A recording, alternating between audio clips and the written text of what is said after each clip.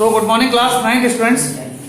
कल की क्लास में हम लोगों ने क्या किया था? कल की क्लास में हम लोग अर्थ के आधार पर वाक्य भेद पढ़ रहे थे और उसमें से हमने उसके कुछ प्रकार 8 प्रकार टोटल मैंने बताए थे आपको कि अर्थ के आधार पर वाक्य के कितने भेद होते हैं? 8। ठीक है, और उसमें से कुछ प्रकार हम लोगों ने सीख लिए थे। तो अब आप ही लोगों में से कोई बताइए हमें कि हम लोग किस पे चल रहे थे, क्योंकि फिर बेल लग गई थी। आप खड़ो जाइए बेटा। कल आपने इच्छावाचक तक करा दिया था। इच्छावाचक कंप्लीट हो गया है। जस्ट इच्छावाचक के बाद कौन सा है सीक्वेंस ऑर्डर में? संदेहवाचक। संदेहवाचक को क्या कहते हैं इंग्लिश में? Doubtful sentence. ठीक है, संदेहवाचक। नंबर बोलिए कौन सा था? Fifth, sixth.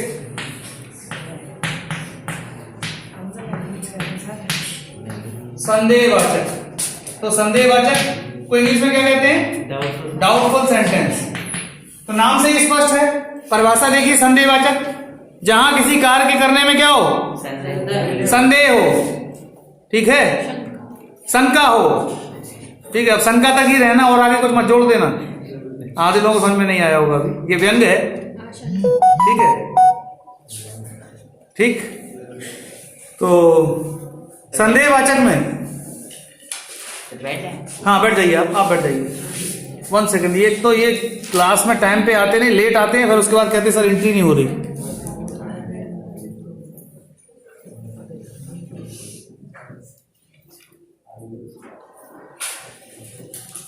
तो जहां किसी कार्य के करने में ध्यान सुनना, जहां किसी कार्य के करने या होने में संदेह हो, ठीक है, संभावना हो, वहां हमेशा कौन सा वाक्य होता है? संदेहवाचक। तो परिभाषा कहो तो आप लिख लीजिए या फिर मैं बता दूं? ठीक है, कहो तो बता दूं? लिख लेंगे। जिस वाक्य में किसी कार्य के करने या होने में, किसी कार्य के करने में या होने में संदेह हो, संभावना व्यक्त की जाए, वह वाक्य संदेहवाचक वाक्य कहलाते हैं। ठीक है, डाउटफुल सेंटेंस। आपकी बुक की डेफिनेशन में वक्ता और जुड़ा होगा। ठीक है, जिन वाक्यों में वक्ता द्वारा किसी कार्य के करने या होने का संदेह हो, संभावना प्रकट की जाए, वह संदेहवाचक वाक्य कहलाते हैं। ठीक है, ओके, समझ में आ गया सबको? परिभाषा लिख ली क्या? लिख दें बोर्ड पे? हम लिख ली होगी आप लोगों ने।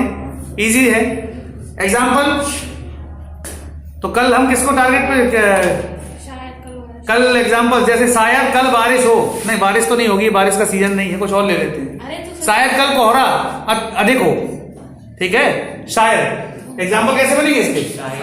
जैसे पहला, शायद कल अधिक ठंड पड़े। शायद कल अधिक ठंड हो, अधिक सर्दी हो। बात नहीं, शायद कल अधिक सर्दी हो। शायद लगा है, ये देखिए, ये तो शायद के बाद कॉमा लगा? नहीं, कोई जरूरत नहीं। कॉमा कहाँ लगा? कॉमा नहीं लगाना पड़ेगा। नहीं, कोई आवश्यक नहीं, मत लगाइए। ठीक है,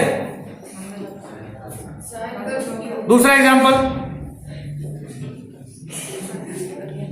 पीहू अभी मैं रिपीट नहीं करूंगा, पहले सब होंगे, उसके बाद फिर देखा जाएगा बाद में। ओके, सेकंड, क्योंकि चलते हुए टॉपिक को डिस्टर्ब नहीं किया जाता। सेकंड, शायद देव वर्मा सुधर जाए। ठीक है,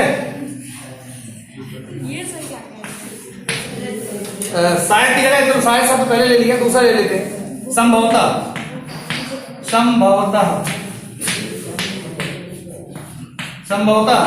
देव सुधर जाए।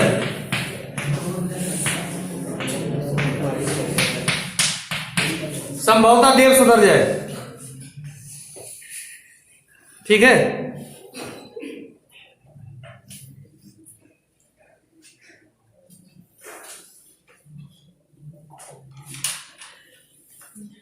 सही है।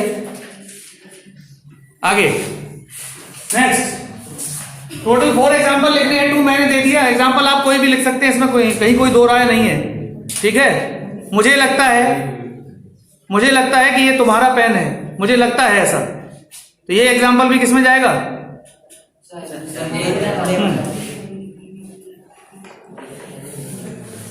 देव वर्मा लिख रहे हैं सर, सुधरे तो हैं। चलो आगे बढ़ते हैं। थर्ड एग्जाम्पल, साय, मुझे लगता है यह पेन तुम्हारा है, ये भी लिख लीजिए। मुझे लगता है, मुझे लगता है यह पेन तुम्हारा है, मुझे लगता है यह पेन तुम्हारा है। ओके, तो इसमें भी संभावना है, शायद कल स्कूल क्या खुलेगा, कि स्कूल तो रोज खुल रहा है इसलिए इसको नहीं लिखेंगे। आपका एग्जाम्पल अपनी जगह सही है, ठीक है। ओके, तो 4 एग्जाम्पल आपके कंप्लीट हो गए होंगे सबके। ओके, बात नहीं, बिल्कुल समझ में आ गया सबको? ओके, आगे बढ़ते हैं। संदेहवाचक के बाद देखिए बेटा कौन सा आता था? विस्मयादिबोधक। तो संकेतवाचक का सबसे लास्ट में दिया क्या मैंने? आपने नहीं, बुक में। अच्छा, बुक में नहीं, जो मेरा सीक्वेंस ऑर्डर था उसके अकॉर्डिंग बताइए। संकेतवाचक, संकेतवाचक को क्या कहते हैं? इसको मैं रेस कर रहा हूं बेटा, आप लोग अपने अपने एग्जाम्पल, अगर नहीं है तो दूसरे लिख लेना, ठीक है। तो संदेहवाचक के बाद आता है संकेतवाचक। संकेतवाचक को किसमें कहते हैं? इंडिकेटिव सेंटेंस, जो इंडिकेट करें, संकेतवाचक। ध्यान दीजिए,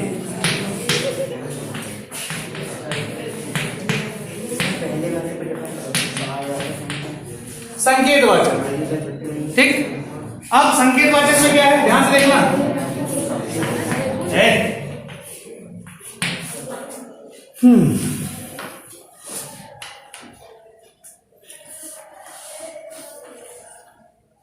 सबसे पहले संकेतवाचक नाम से ही स्पष्ट है, संकेत यानी कुछ ना कुछ इंडिकेट किया जाएगा, किसी ना किसी और संकेत किया जाएगा। अगर ऐसा नहीं होगा तो शर्त वाले जो वाक्य होंगे, ठीक है। जैसे थोड़ा बुक की परिभाषा भी पढ़वा लेते हैं, देखते हैं क्या बुक में दिया है। यस, आप रीड कर दीजिए। जिन वाक्यों में एक क्रिया के दूसरी क्रिया पर निर्भर होने का भाव पाया जाता है वे संकेतवाचक वाक्य कहलाते हैं। और कुछ नहीं दिया? इस प्रकार के वाक्यों को शर्तवाची। बिल्कुल सही। दरअसल बुक्स में जो बुक आपकी है उसमें दिया है कि समझने के लिए पहले मैं बता देता हूं, पहले समझ लीजिए अच्छे से, कि जितने भी शर्त वाले वाक्य होंगे, जिनमें कोई कंडीशन लगी होगी, कोई शर्त दी होगी, वो सब इसमें आएंगे संकेतवाचक, ठीक। सेंटेंस इसमें बड़ा भी हो सकता है। अगर सेंटेंस बड़ा होगा तो एक दूसरे पर क्या होगा? निर्भर होगा, डिपेंड होगा। तो यही परिभाषा किसकी है? तुम्हारी रचना के आधार पर एक वाक्य भेद है, उसमें भी यही परिभाषा है मिश्र वाक्य की। मिश्र वाक्य में भी यही परिभाषा होती है कि जहां एक वाक्य प्रधान वाक्य होता है, दूसरा होता है आश्रित उपवाक्य, यानी आश्रित उपवाक्य प्रधान वाक्य पर डिपेंडेबल होता है।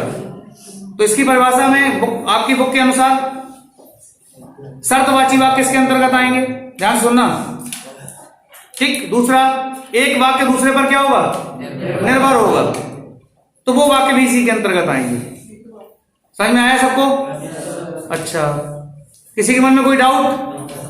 Online any doubt?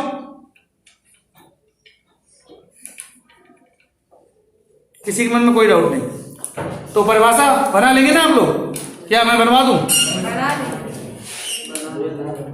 जिन वाक्यों में, देखिए परिभाषा कैसे बनाएंगे, जिन वाक्यों में कोई शर्त दी जाए अथवा जिन वाक्यों में कोई शर्त दी जाए अथवा एक वाक्य दूसरे पर निर्भर हो, संकेतवाचक वाक्य कहलाते हैं। बन गई परिभाषा, सिंपल, ठीक है। कैसे? बड़ी आसानी से बन गई। जिन वाक्यों में, लाओ मैं लिख देता हूं, जिन वाक्यों में, ध्यान दीजिए, जिन वाक्यों में कोई शर्त, शर्त तो जानते हैं ना सब लोग, जिन वाक्यों में कोई शर्त दी जाए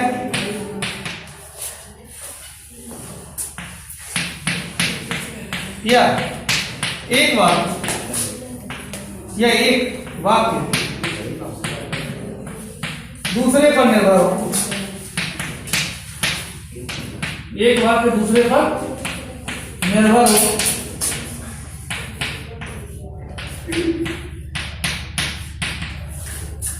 संकेतवाचक वाक्य कहलाते हैं।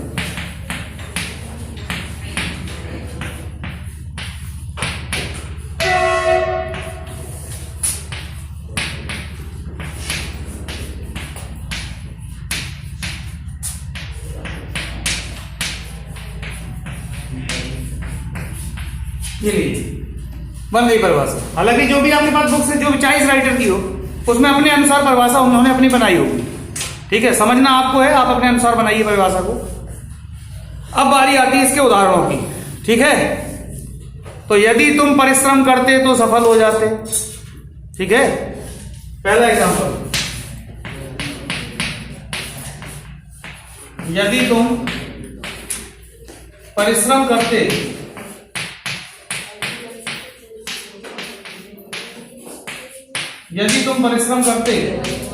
तो सफल हो जाते। बात नहीं बेटा, यदि तुम परिश्रम करते तो सफल हो जाते। एक एग्जांपल हो गया। ठीक है,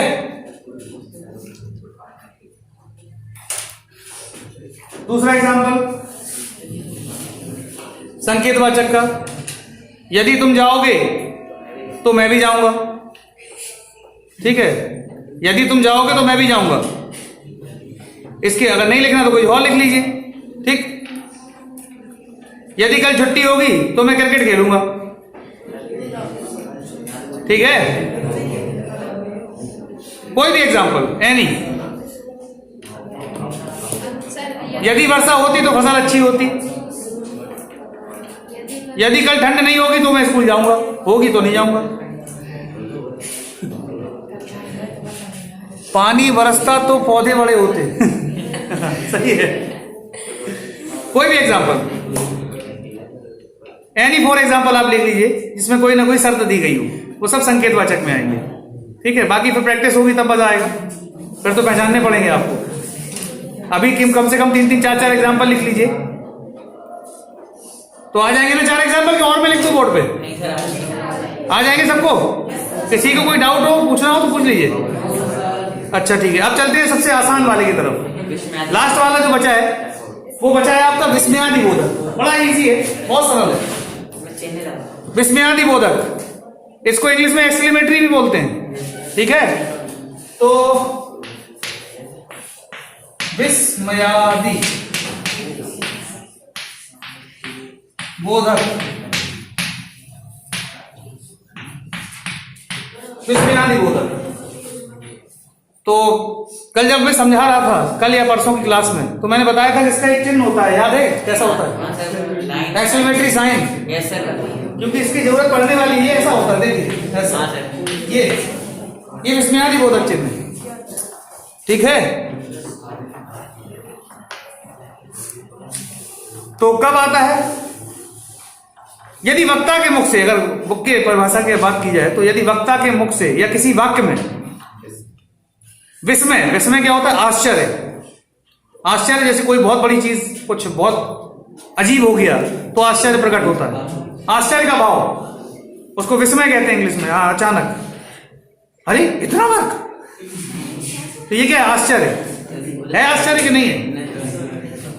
जिस दिन मैंने कहा था कि 100-200 निबंध लिखा दूंगा, बच्चे अरे सर 100-200 निबंध, ये क्या है? विस्मय है। तो विस्मय के बाद प्रेम का भाव हो, घृणा। ठीक है, घृणा का भाव, छी कितनी गंदगी, जहां नाक से उड़ जाए। ठीक है, समझ में आया? नहीं आया? दुख, कोई दुख हो, हर्ष तो हर्ष प्रजापति नहीं, हर्ष मतलब अत्यधिक प्रसन्न हो। बात नहीं, हर्ष मतलब अत्यधिक प्रसन्नता हो। ठीक है, विषाद दिया हो तो विषाद माने दुख होता है। एक विषाद है, क्या बात कर रहे हो बलदाऊ? चलो खड़े हो जाओ। एक विषाद का उदाहरण लेके विस्मयादि बोधक का एक उदाहरण दीजिए। विषाद, विषाद, अब पता ही नहीं होगा विषाद किसको कहते हैं, तुम्हारा ध्यान यहाँ नहीं था, आप बातें करने में लगे थे। हाँ नहीं थे, अगर यहाँ पर थे तो बताइए विषाद माने क्या होता, क्या होता है विषाद का मतलब? दुख, बिल्कुल सही इन्होंने बता दिया, दुख। अब इसका एक वाक्य बना दीजिए, कोई भी एक वाक्य जिसमें आपको दुख प्रतीत होता हो, कोई भी है नहीं। अटक गए? ठीक है, बैठ जाओ, तो सही है। तो जिस वाक्य में, ध्यान से सुनना, जिस वाक्य में हर्ष, विषाद, विस्मय, ठीक है, आदि के भाव अचानक प्रकट हो जाएं, वह वाक्य विस्मयादि बोधक वाक्य के अंतर्गत आता है। ठीक है।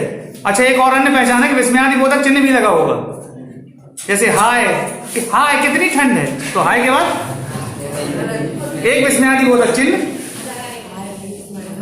और फिर वाक्य लिखा होगा। ठीक है, हाय बड़ी ठंड है, ये कौन सा है? हम लोग बड़े आसानी से पहचान लेंगे, ये कौन सा वाक्य है? विस्मयादि बोधक वाक्य। ठीक है, तो बनाइए परिभाषा फटाफट। जिन वाक्यों में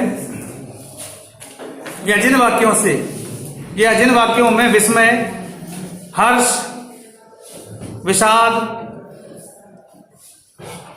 प्रेम, घृणा, आश्चर्य आदि के भाव प्रकट होते हैं, वह वाक्य विस्मयादि बोधक वाक्य कहलाते हैं।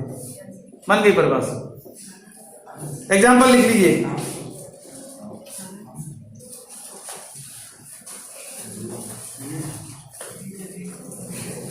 ठीक है, एग्जाम्पल लिख लीजिए। वाह देव क्या लग रहे हो। अच्छा, देव सोच रहा होगा सर पता नहीं क्यों हमारे नाम लेते हैं, किसी और का ले लेते हैं। अच्छा ठीक है, ठीक है,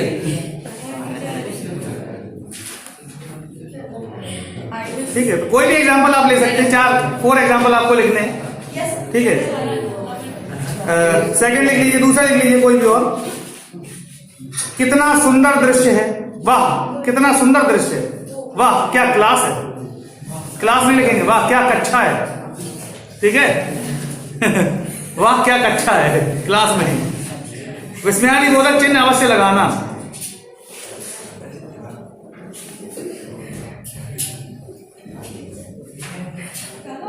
अच्छा, आज वो भी पढ़ने आए जो कभी नहीं आते थे। अच्छा के बाद विस्मयादि बोधक चिन्ह, आज वो भी हैं जो कभी नहीं आते थे।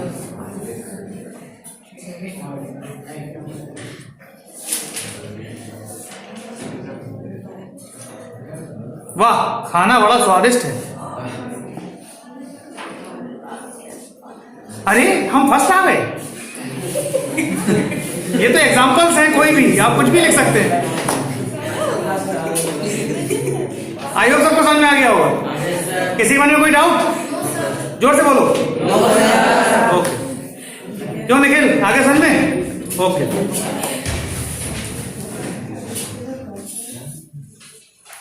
ठीक।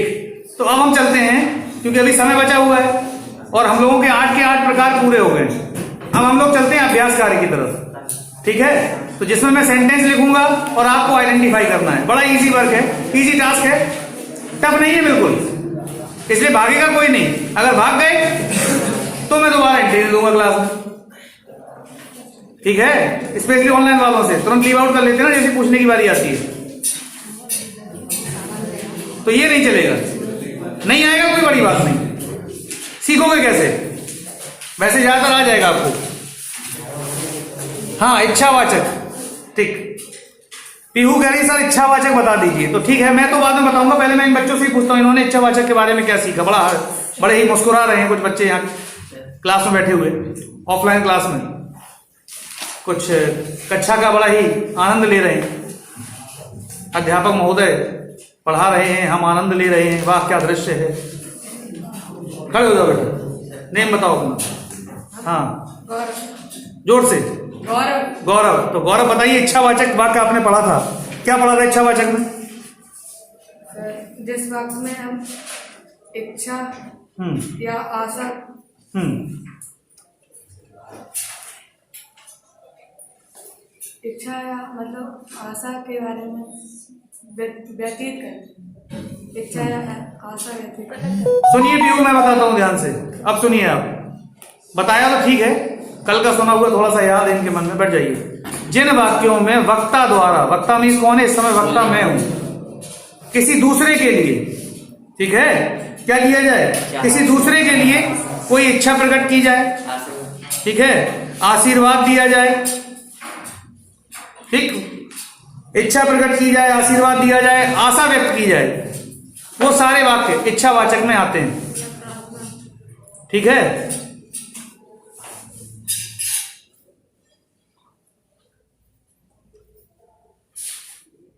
ब्लेसिंग्स दी जाए, ब्लेसिंग्स, आशीर्वाद दिया जाए, कामना की जाए किसी दूसरे के लिए, ठीक है। लेकिन शायद नहीं लगाएंगे। अगर आपने शायद लगा दिया तो फिर कहां चला जाएगा? संकेतवाचक में, संदेहवाचक में, सॉरी, आई एम सॉरी, संदेहवाचक में। चलिए अब शुरू करते हैं अभ्यास का, ओके। अभी भी कोई डाउट हो तो क्लियर कर लीजिए। पीहू, और कुछ पूछना है? पीहू, कुछ और पूछना है क्या? वरना हम अभ्यास कार्य की तरफ चलते हैं, ओके। नाउ अब आप लोगों का टर्न आने वाला है, सो तो रेडी हो जाइए। आपको कुछ नहीं करना है, सिर्फ आइडेंटिफाई करना है, कोई पनिशमेंट किसी के लिए नहीं है, ठीक है। मैं देखना चाहता हूं कितना सिखाया तो कितने लोगों ने समझा, यह अधिक महत्वपूर्ण है, ठीक।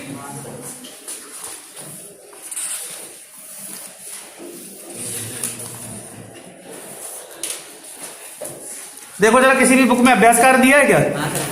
अभ्यास कार्य लाओ। चेंजमेंट का दिया है, आइडेंटिफिकेशन का नहीं दिया, ठीक है। देखो जरा ध्यान से, किसी भी बुक में, किसी भी राइटर की बुक हो जिसमें अभ्यास कार्य दिया हो आइडेंटिफिकेशन का,